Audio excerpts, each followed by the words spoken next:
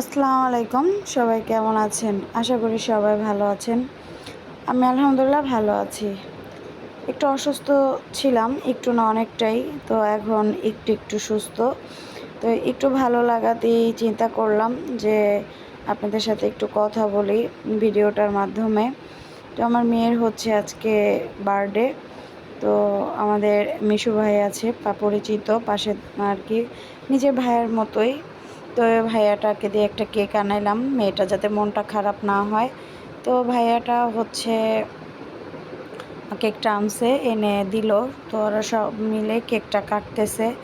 আর হচ্ছে কেকটা না এনে দিলে হয়তো মনটা ওর খারাপ থাকতো যে ওর আম্মু অসুস্থ, তাই আর কেকটা কাটা হলো না। তো আমি অসুস্থ না থাকলেও হয়তো বা একটা কেক এনে বাসায় একটু পায়েস রান্না করে নিজেরা একটু কাটতাম। তো আজকে এলোমেলো যে অবস্থায় সেই অবস্থায় ঝটপট করে কেকটা কেটে নিলাম, এটাই।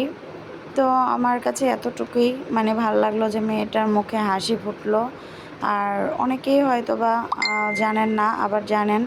একটা অ্যাক্সিডেন্ট করাতে হচ্ছে মাথায় আঘাত পাইছি, মাথায় কাজ ঢুকছিল, এর জন্য অপারেশন হয়েছে। হাতটা শোল্ডার থেকে ক্যাপচার হয়ে গেছে। তো রেস্টে আছি, আল্লাহ যদি সুস্থ করায় পুরোপুরি, তারপর আবার আমাকে দেখবেন আগের মতো। তো এখন হয়তো ক্যামেরার সামনে আর আসবো না। আজকে হয়তো মেয়ের জন্যই আসছি। আর যদি প্রয়োজন হয় হয়তো বাসা লাগবে, কিন্তু নর্মালি আর ক্যামেরার সামনে আর আসবো না, এটাই।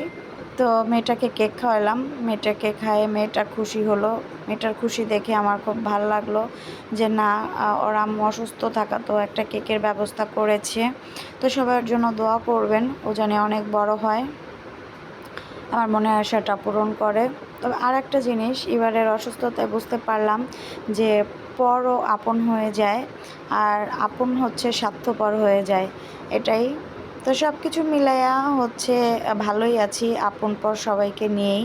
এই কথা বলাতে আবার মাইন্ড করেন না, বললাম আসলে পর আপন হয়ে গেছে এমনভাবে যে কল্পনার বাইরে, সেই পরের থেকে আপনকে মনে হইতেছে পর, এটাই।